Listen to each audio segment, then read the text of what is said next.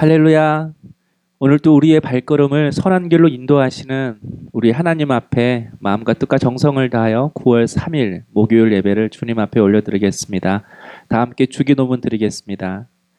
하늘에 계신 우리 아버지, 아버지의 이름을 거룩하게 하시며 아버지의 나라가 오게 하시며 아버지의 뜻이 하늘에서와 같이 땅에서도 이루어지게 하소서.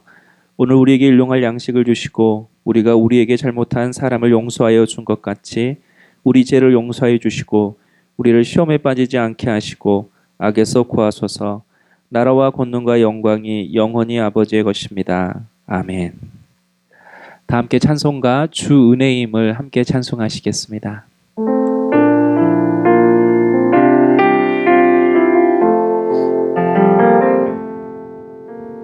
주 나의 모습 보네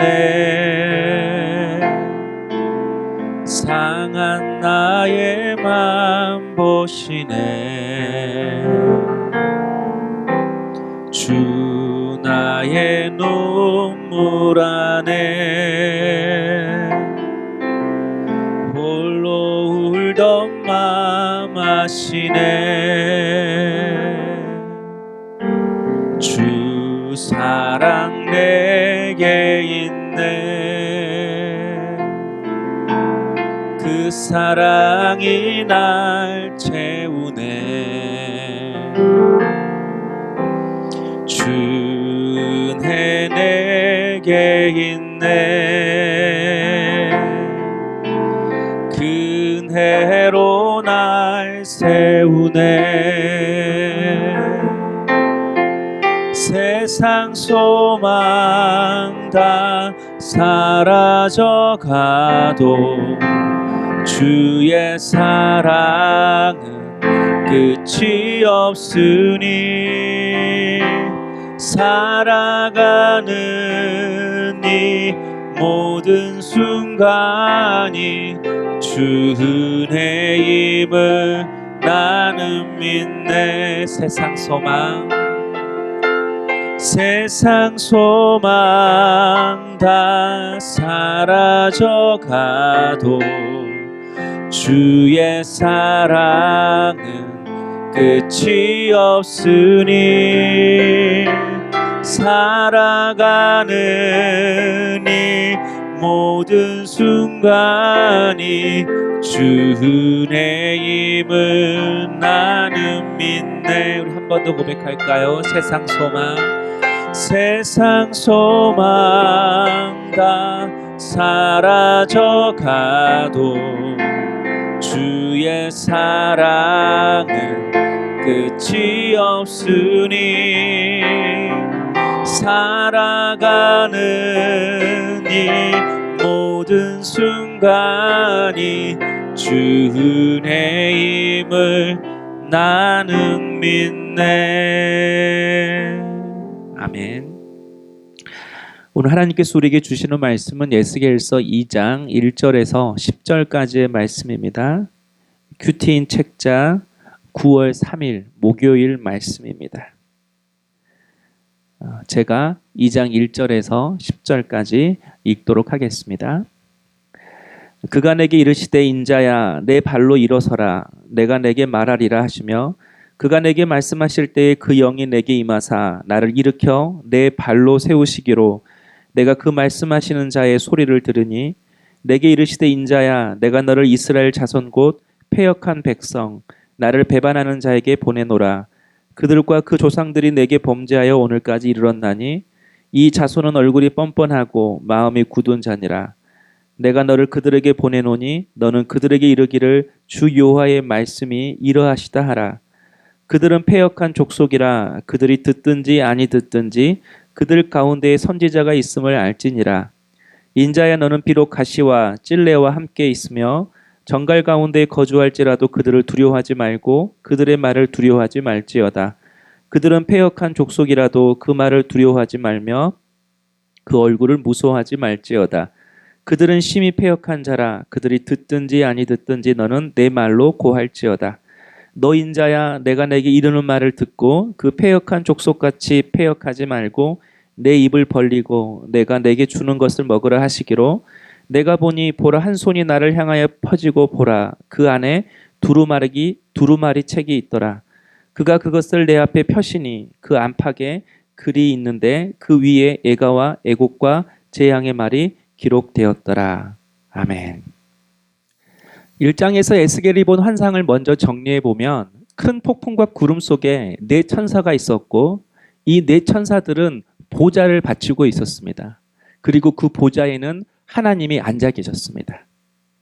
보좌에 앉아 계신 그 하나님에게서는 불과 같은 형용할 수 없는 빛이 사방으로 퍼졌습니다. 그리고 그분의 말씀은 많은 물소리처럼 위엄이 있었고 강한 군대처럼 능력이 있는 말씀이셨습니다. 이처럼 가장 위대하시고 거룩하시고 위엄하신 하나님께서 포로로 끌려와서 인생의 소망을 잃어버린 가장 비천한 청년 에스겔에게 찾아오셨습니다. 그 순간 에스겔은 하나님의 영광과 거룩하심 앞에 압도되어서 몸에 힘이 빠지고 바짝 엎드릴 수밖에 없었습니다. 그렇습니다. 하나님의 위대함, 하나님의 거룩하심을 경험하면 우리는 하나님 앞에 엎드려 부복할 수밖에 없습니다. 그래서 진정한 예배의 시작은 하나님을 만나는 데서부터 시작합니다. 살아계신 하나님을 만나고 그분을 예배할 때에 우리 안에 있는 힘이 빠지고 하나님의 힘이 우리 안에 들어오는 것입니다. 그래서 진정한 예배자일수록 예배를 잘 드리는 사람일수록 나의 힘이 아닌 하나님의 힘으로 살아가는 사람이 되는 것입니다. 그렇다면 성도 여러분, 하나님은 왜 이런 비천한 에스겔에게 찾아오신 것입니까? 3절에 보내노라. 에스겔을 보내기 위해서, 에스겔에게 사명을 주시기 위해서 하나님이 찾아오신 것입니다. 그런데 에스겔에게 사명을 주시기 전에 하나님은 그 에스겔을 향하여 일어서라고 말씀하시면서 당신의 영으로 에스겔을 충만케 했습니다. 2절에 그가 내게 말씀하실 때에 그 영이 내게 임하사 나를 일으켜 내 발로 세우시기로. 에스겔에게 하나님이 일어서라고 말씀하셨지만 처음에는 에스겔이 일어설 수가 없었습니다. 그때 하나님께서는 당신의 영으로 에스겔을 일으켜 세우셨습니다. 하나님께서 에스겔에게 사명을 주시기 전에, 에스겔을 보내시기 전에 연약한 에스겔을 하나님의 영으로, 성령으로 충만하게 채우신 것입니다.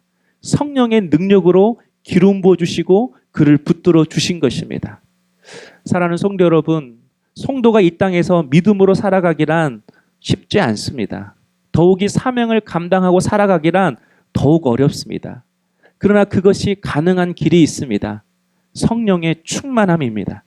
성령의 능력을 받는 것입니다. 지금 에스겔이 끌려온 곳은 바벨론의 그발강가 델 아빕이라는 곳입니다. 이곳은 홍수로 인해 폐허가 된 곳입니다. 바벨론은 이스라엘 백성들을 포로로 끌고 와서 홍수로 인해 폐허가 된 이곳을 재건시키라고 백성들을 이곳에 정착시킨 것입니다.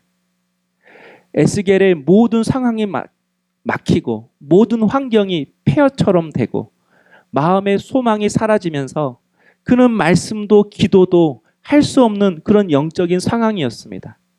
그러나 하나님의 영이 그를 붙들었습니다. 우리도 하나님의 영이 붙들어 주시면 됩니다. 그러면 일어설 수 있습니다. 오늘 하루 그리고 9월 한 달을 믿음으로 살 수 있도록 우리 성령님께서 우리 모든 성도님들에게 성령의 은혜와 능력을 충만하게 부어주시기를 주님의 이름으로 축복합니다. 한번 적용해 볼까요? 여러분은 마음이 무너지고 낙심될 때 성령의 은혜와 능력을 구하십니까? 여러분이 성령의 은혜와 능력을 받았다면 여러분이 지금 두 발로 일어서야 할 곳은 어디입니까? 우리 각자 적용할 수 있기를 원합니다. 하나님께서는 에스겔을 당신의 영으로 충만케 하신 후에 이스라엘 백성들에게 보내시겠다고 말씀하셨습니다. 그런데 그냥 보내시지 않으셨습니다. 말씀을 주어서 보내셨습니다. 그런데 하나님의 말씀을 들어야 할 이스라엘 백성들의 영적 상태가 매우 심각했습니다. 4절에 보면 얼굴이 뻔뻔하고 마음이 굳은 자니라. 또 5절에는 이스라엘 백성들이 찔레 가시 정갈과 같다고 이야기하고 있습니다. 말씀을 전해도 듣지 않고 오히려 이스라엘 백성들이 에스겔을 욕하고 비방하고 핍박할 것이라고 하나님은 말씀하고 있습니다. 그런데 7절에 보면 하나님께서 에스겔에게 이스라엘 백성들이 듣든지 아니 듣든지 두려워하지 말고 말씀을 전하라 이렇게 이야기하고 있습니다. 성도 여러분, 우리가 믿음으로 사는 것이 매우 힘듭니다. 그러나 하나님의 말씀을 전하며 사는 것은 정말 어려운 일입니다.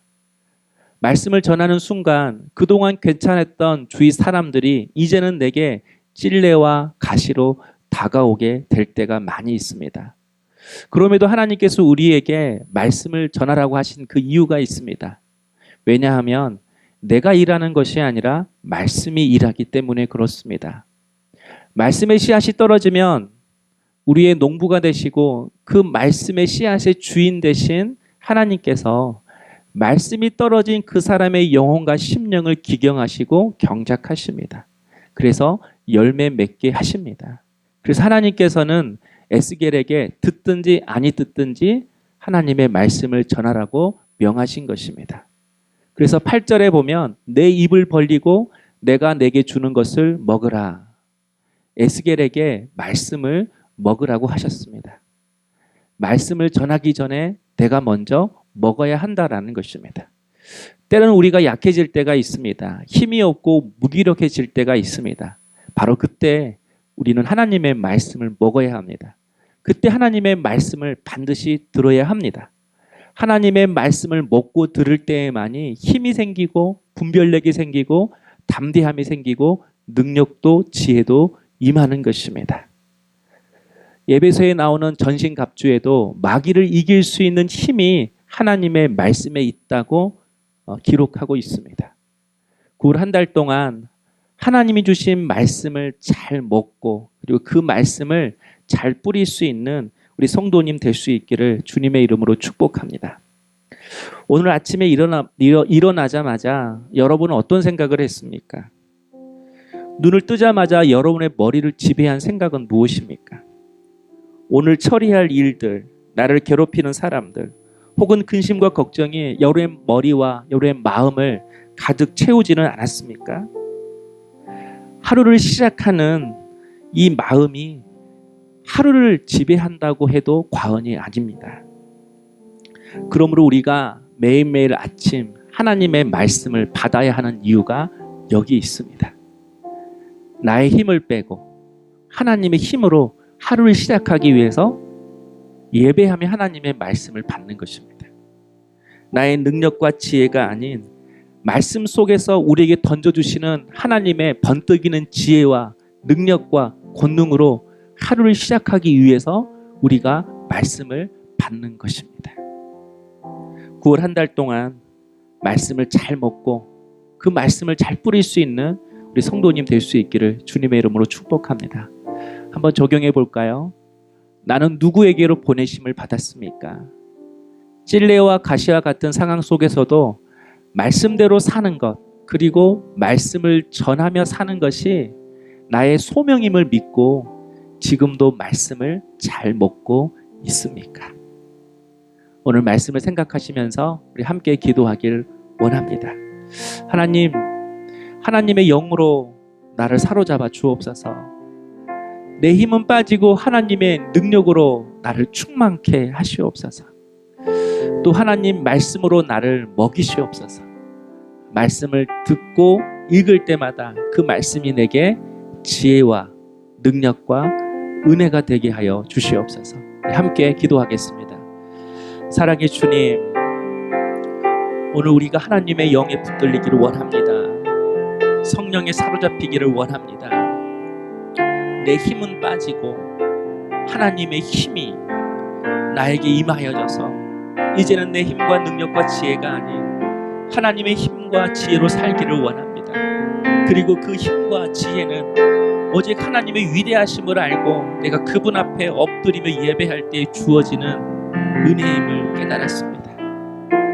하나님 앞에 진정으로 예배할 수 있는 예배자 되게 하시고 예배를 통하여 하나님의 힘을 경험하는 저희들 되게 하여 주옵소서.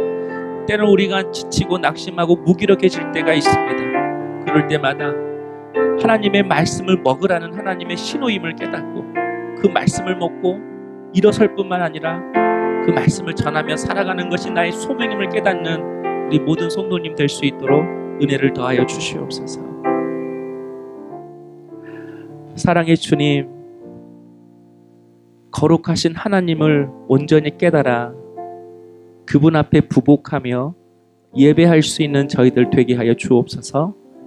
하나님을 예배할 때 나의 힘은 빠지고 하나님의 힘이 내 안에 들어와 나를 사로잡는 귀한 은혜를 허락하여 주시옵소서. 무기력하고 지치고 마음이 답답할 때가 있습니다. 바로 그때가 하나님의 말씀을 먹으라라고 하는 신호임을 알고 말씀 앞에 설 수 있는 주의 종들 되게 하여 주옵소서. 찔레와 가시 같은 상황 속에서도 말씀대로 사는 것, 말씀을 전하며 사는 것이 나의 소명임을 깨닫고 나가는 우리 물된 동산교회 모든 성도님들 되게 하여 주시옵소서. 예수님의 이름으로 기도하옵나이다. 아멘.